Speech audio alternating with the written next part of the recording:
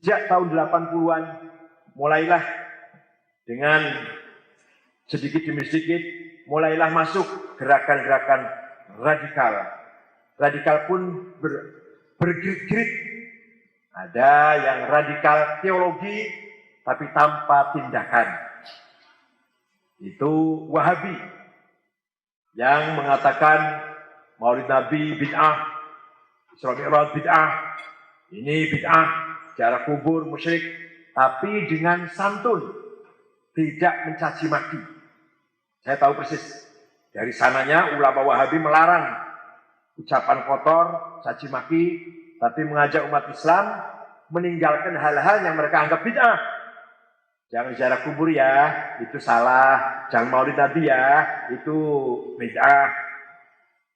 Kemudian datang Salafi yang dari Yaman, dari Syekh Muqbil Ad-Dammaj, lebih keras dari Wahabi, dibarengi dengan caci maki, melarang menuju ke puritisasi ajaran Islam, tapi dibarengi dengan caci maki. Itu Salafi. Lebih dari itu, jihadi. Jihadi menghalalkan membunuh non-muslim. Non-muslim dengan tempat ibadatnya harus dimusnahkan dari negeri kita ini. Itu namanya jihadi. Puncaknya yang paling puncaknya teroris, yang paling sempurna adalah takfiri. Jamaah Takfir Hijrah yang dibentuk oleh Syukri Ahmad Mustafa tahun 69 dari Mesir dengan menganggap bahwa semua orang kafir kecuali mereka yang tidak kafir. Grand Sheikh Al-Azhar kafir, kelompok-kelompok ulama-ulama kafir, Hufadzil Quran kafir, tarekat tasawuf kafir. Mereka lah yang membunuh Presiden Anwar Sadat pada tanggal 3 Oktober 81, membunuh Menteri Agama Mesir Syekh Hussein Al-Dhahabi yang punya kitab At-Tafsir Mufassirun, dan membunuh wartawan Sinar Al-Ahram Yusuf Sibai. Kemudian mereka dihabisin oleh Presiden Hosni Mubarak, tapi mereka bersembunyi lari ke Sinai yang sulit untuk dihabisin karena bersembunyi di lembah-lembah, di gua-gua di Gunung Sinai yang sangat luas itu. Kemarin belum lama setengah tahun yang lalu ngebom jamaah sholat Jumat 380 orang lagi sholat Jumat mati semua. Kenapa? Kafir. Orang lagi sholat Jumat itu kafir. Coba, ini namanya jamaah takfiri. Ada di Indonesia. Di Indonesia ada yang seperti ini. Ada. Kita ini kafir semua. NU kafir, Muhammadiyah kafir. Kita ini kafir semua ini. Wasliyah kafir, Perti kafir, Alisan kafir. Kafir semua. NW kafir. Kenapa? Karena kita dianggap mendukung negara yang tidak Islam. Mendukung Pancasila, Undang-Undang 45, itu tauhid, itu berhala, kita dukung. Maka kita yang mendukung Ridho al-Syekh, Ridho bima tawalla minhu. Kita setuju dengan tidak Islam, hukum yang tidak Islam, maka berarti kita pun kafir. Persis sama dengan cara berpikirnya Abdurrahman bin Muljam yang membunuh Khalifah Amir Mu'minin Sayyidina Ali bin Abi Thalib dengan dalih wa man lam yahkum bima anzalallah fa ulaika kafirun.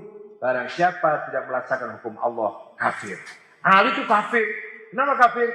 Karena Ali itu kalau akan memutuskan masalah, musyawarah.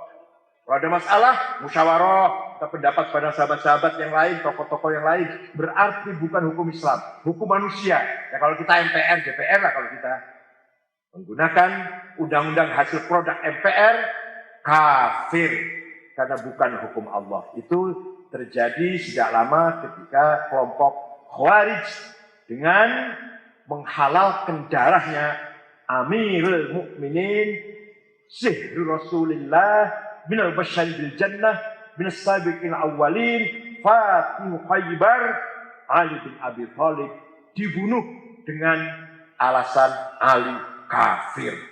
Begitu pula Aisyah kafir, Muawiyah kafir, Amr bin As kafir, kafir semua itu, kecuali kelompok mereka yang tidak kafir. Ini sejarah radikalisme terorisme dalam agama Islam yang diprediksi oleh Rasulullah SAW. Sedikit. Suatu ketika di Masjid Madinah, sahabat berkumpul menceritakan ada seorang pemuda yang rajin ibadah, rajin sholat, soleh. Pas Nabi Muhammad pun mendengarkan, ikut duduk di situ. Saya belum tahu, kata Nabi, siapa ya? Pas Nabi mengatakan, siapa ya? Orang yang mana ya? Orangnya datang. Nah itu datang orang itu. Nabi melihat mukanya, ra'aitu fi jabhatihi saf'atun minasyaiton. Saya lihat mukanya ada bekas setannya itu. Ada asar atau apa? Bekas tangannya setan lah kira-kira. Dan dia tidak salam. Kemudian Muhammad tidak salam, tidak. Langsung sholat. Ya, Nabi masuk ke ruangan. Kata Muhammad, siapa yang mau bunuh dia? Ini akan sumber fitnah dia ini. Abu Bakar saya. Abu Bakar mau membunuhnya, lagi sholat.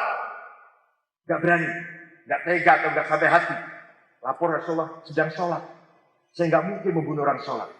Ya sudah Ali datang ke sana, sudah tidak ada. Sudah pergi Rasulullah. Oh, nanti Ali, kamu yang akan membunuh dia. Itulah ketika perang dengan Khawarij di Harawra, daerah Harawra, terjadi perangan antara Ali dan Khawarij. Dia terbunuh. Apa tandanya? Dia seorang laki-laki, tapi susunya besar. Zustadhi, seperti perempuan susunya. Pasukan Ali tidak lebih dari 10 yang mati. Pasukan Khawarij tidak lebih dari 10 yang hidup. 2 lari ke Bahrain, 2 lari ke Oman, 2 lari ke Afrika Utara. Ini barangkali jarang yang mengetahui sejarah ini. Silakan baca di hadis Baihaqi atau di Salat Abu Ya'la. Bukan berarti kita mengatakan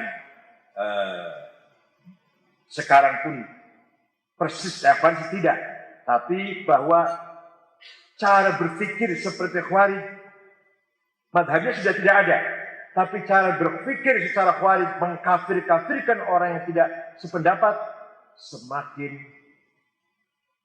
melebar, semakin berkembang. Dulu kita kalau ngomong, ayo kita ngaji yuk, sekarang tidak, ayo hijrah. Dulu kita kalau ngomong, ayo kita bertaubat, ayo kita ngaji, ayo kita ibadah. Sekarang mari kita liqa. Dulu kalau diskusi dengan dalil Quran atau hadis atau pendapat ulama, sekarang dengan data survei. Mana yang banyak surveinya, yang paling banyak pollingnya itu dalam kebenaran. Ini ancaman atau memang tantangan di depan mata kita seperti ini.